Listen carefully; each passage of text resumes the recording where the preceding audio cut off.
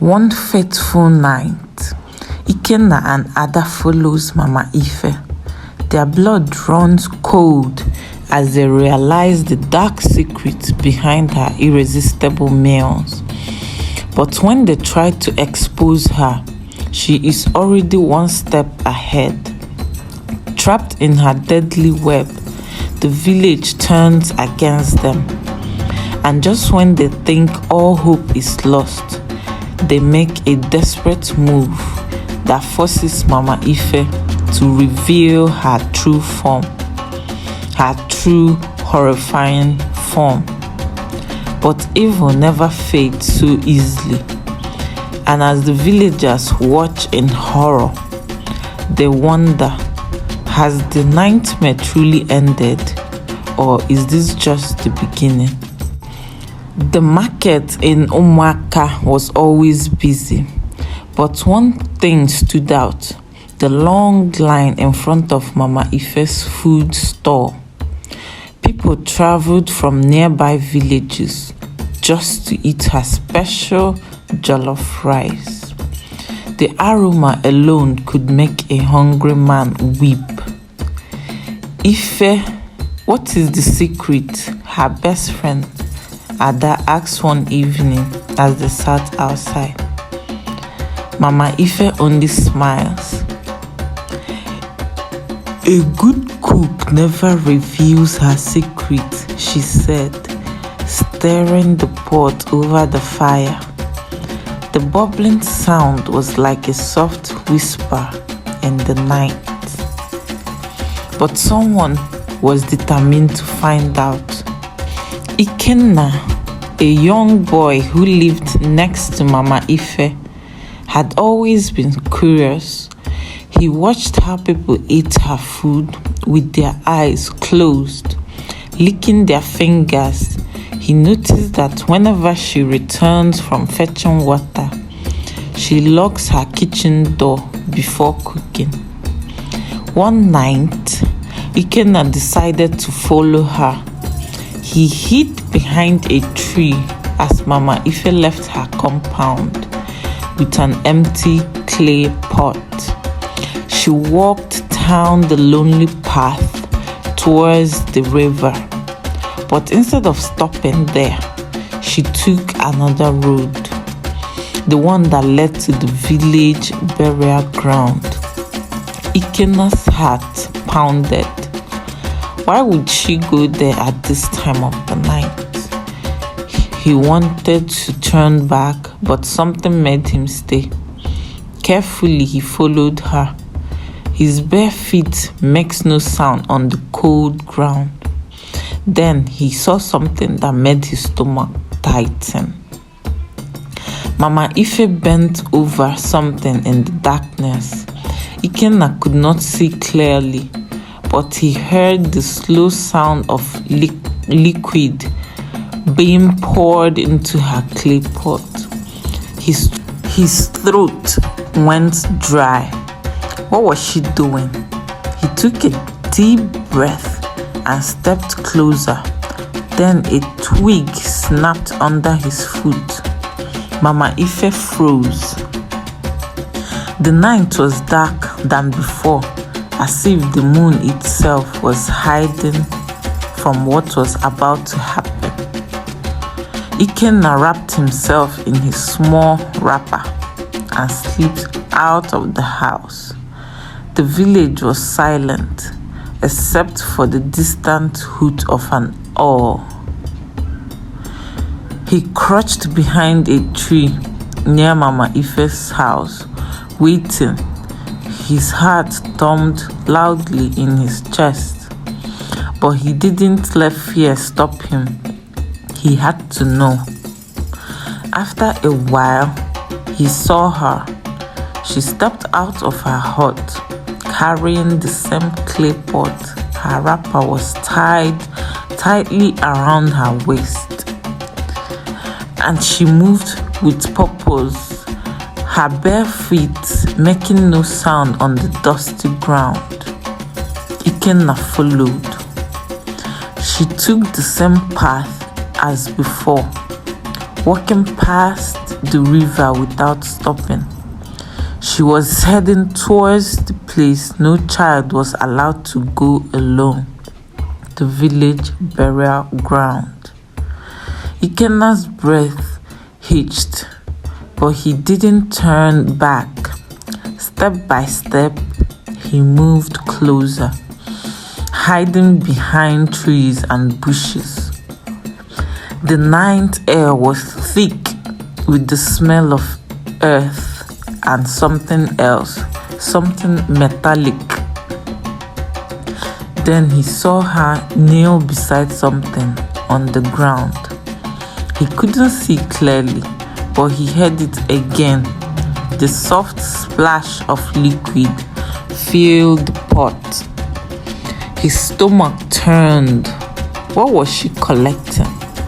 Suddenly, a rustling sound came from behind him. Ikenna froze. Had he stepped on something? Mama Ife's head snapped up. This time she did not hesitate. "Who is there?" she demanded.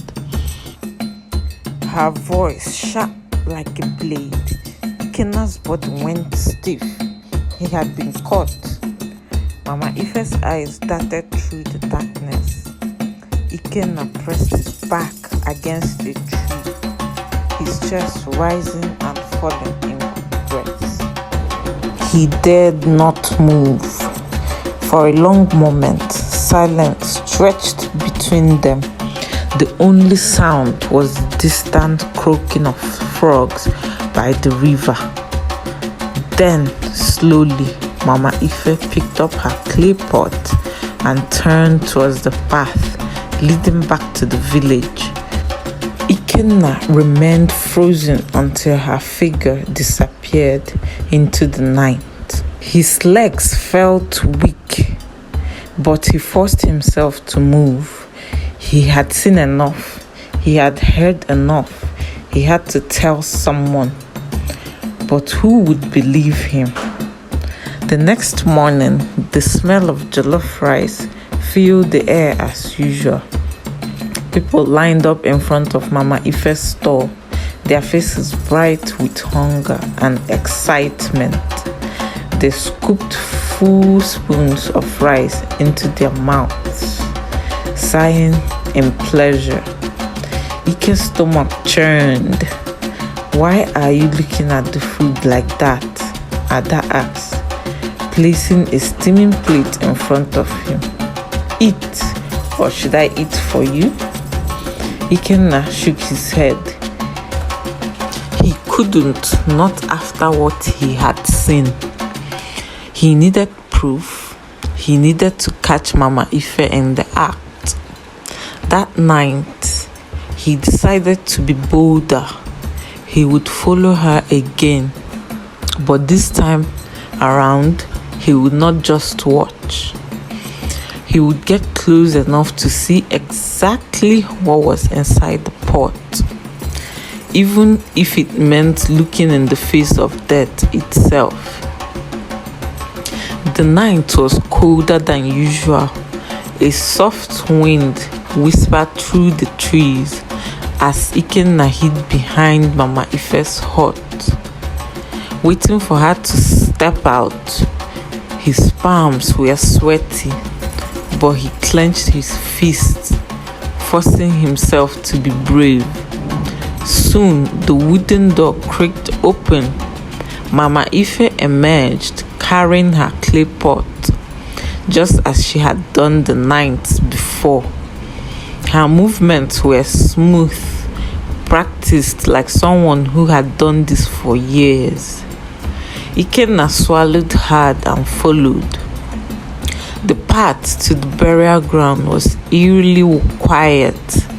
Even the insects seemed to hold their breath. Mama Ife walked without hesitation, her feet gliding over the dirt road as if she belonged to the night itself. This time, Ikenna moved closer. He crouched behind a bush, close enough to see her face. She knelt beside something long and covered with dry leaves. With careful hands, she removed the leaves, revealing what was underneath. Ikenna's stomach twisted. It was a fresh grave. His breath caught in his throat as Mama Ife brought out a small ball from her wrapper. She dipped it into the ground, collecting something dark and thick. Ikenna's hands trembled. He had seen enough. He turned to run. Snap!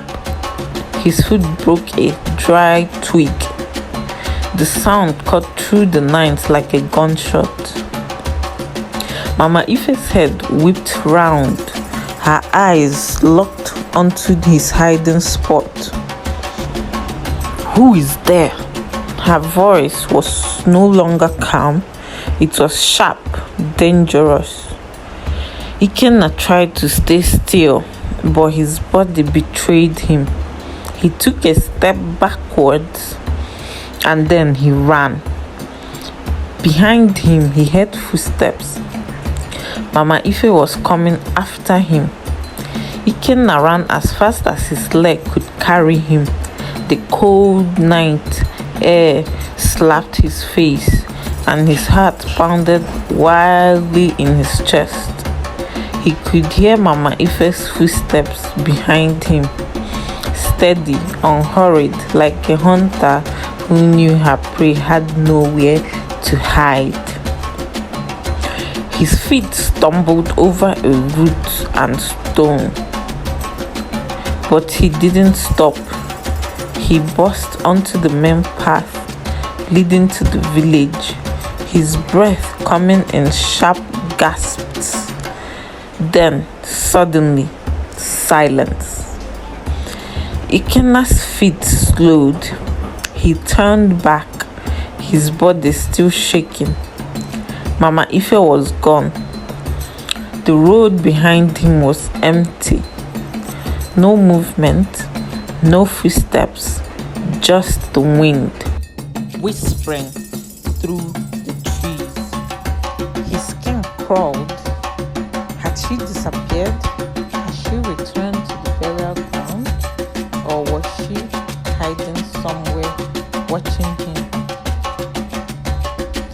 He didn't wait to find out. He dashed into the village, not stopping until he reached his house. Inside, he locked the door and collapsed onto his sleeping mat, his body drenched in sweat. He smiled, screaming at him. What had he just seen? Morning came too quickly. The smell of jollof rice filled the air again, but this time it was making Ikenna feel sick. He watched as people gathered at Mama Ife's store, their faces glowing with hunger and excitement. Ada waved at him from the front of the line. "Ikenna, come and eat before the food finishes." He shook his head. He could still hear the splash of the thick, dark liquid inside her clay pot. He could still see her kneeling at that grave.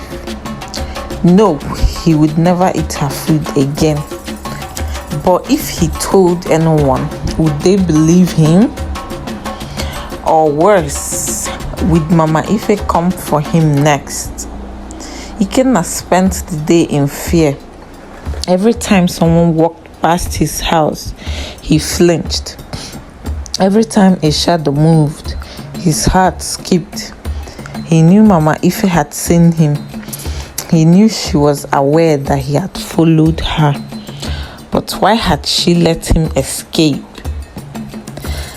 Night fell, and the village slowly drifted into sleep. Ikenna lay on his mat, eyes wide open. He told himself he would stay awake, just in case Mama Ife had tried to come for him. But exhaustion cooed at him, and soon sleep won. Then he heard it, a soft knock at the door. Ikenna's eyes flew open, his body turned to eyes. Another knock, slow and deliberate. "Ikenna," a voice whispered. His breath caught in his throat. He recognized that voice. It was calm, patient, too patient. It was Mama Ife. "I know you are weak, son," she said. "Open the door." Ikenna squeezed his eyes shut. Maybe if he pretended not to hear, she would leave.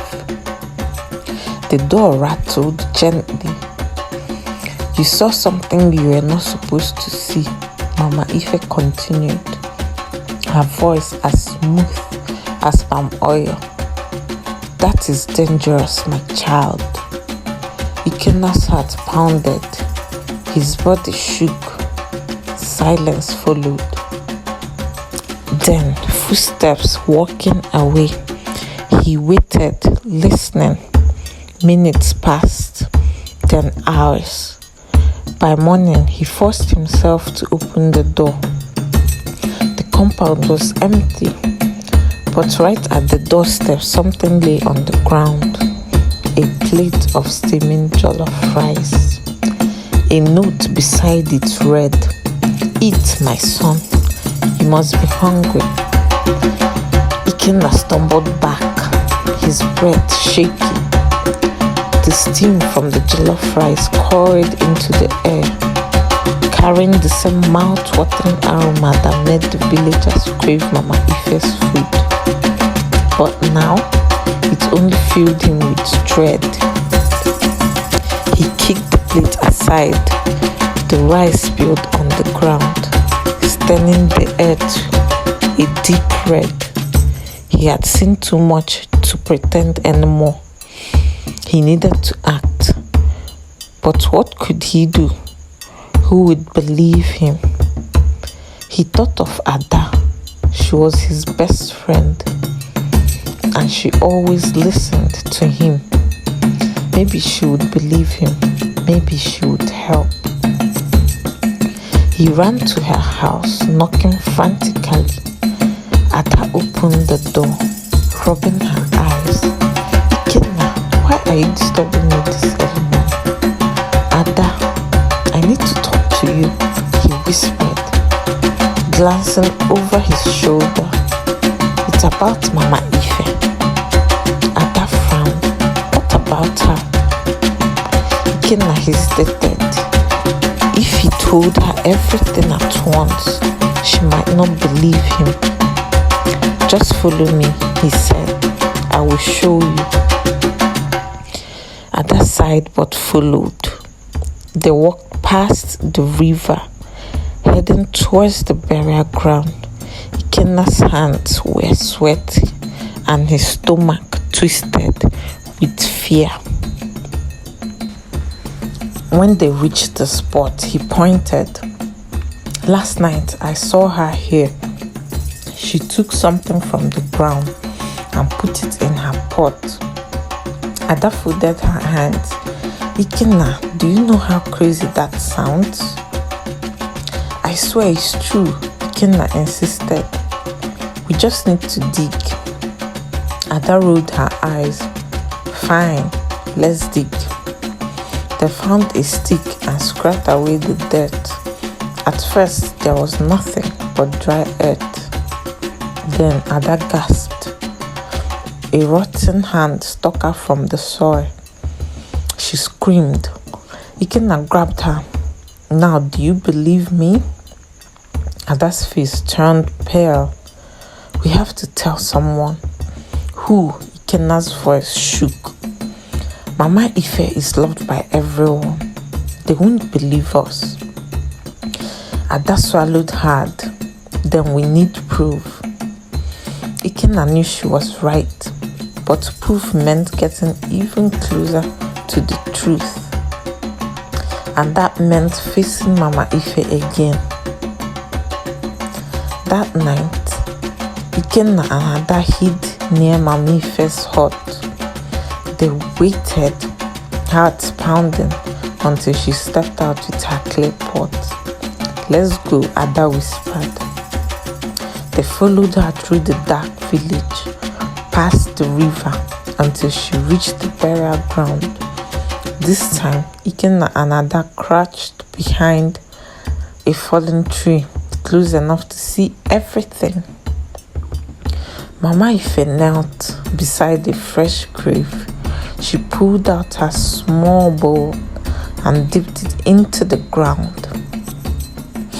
Ada covered her mouth to keep from screaming.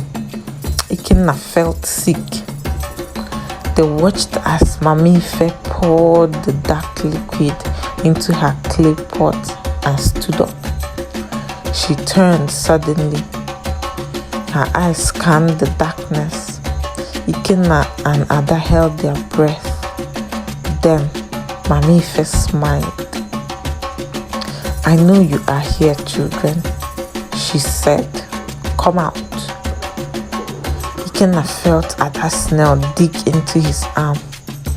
Neither of them moved. Mama Ife sighed. "Very well." She picked up her pot and walked back towards the village. Ikenna let out a slow breath. "She didn't see us." Ada's hand shook. "Ikenna, we have to stop her." He nodded. "We will."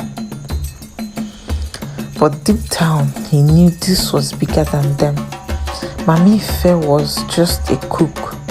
She was something else, something dangerous. The next morning, Ikenna and Ada ran to the village chief's house. They had to tell someone in power. But as soon as they arrived, they froze. Mama Ife was already there, smiling warmly at the chief. A plate of jollof rice sat in front of him. "My children," Mama Ife said, turning to them, "I was just telling the chief how much I appreciate you two." Ikenna's mouth went dry. The chief took a large spoonful of rice and chewed happily. "Mama Ife's food is truly a gift from the gods," he said. Ada grabbed Ikenna's arm. She knew we would come here. Mama Ife's smile didn't fade. "Eat, children, you must be hungry." Ikenna and Ada exchanged a glance. They had walked right into her trap. Ikenna and Ada ran out of the chief's house. They needed another plan. "If we can expose her during the market rush, everyone would see," Ada panted. "But how?" Ikenna asked. Ada's eyes lit up. "We switched her pot." It was risky, but it was their only chance. That night, while Mama Ife slept, they sneaked into her hut. The clay pot sat near the fire, untouched. Ikenna's hands shook as he picked it up. "Now what?" "We replace it with plain water," Ada whispered. They quickly switched the content and crept out, their hearts racing. The next morning, Mama Ife's store was full. She lifted the lid of her pot, ready to serve, and froze. The crowd murmured in confusion. "This is just water," someone said.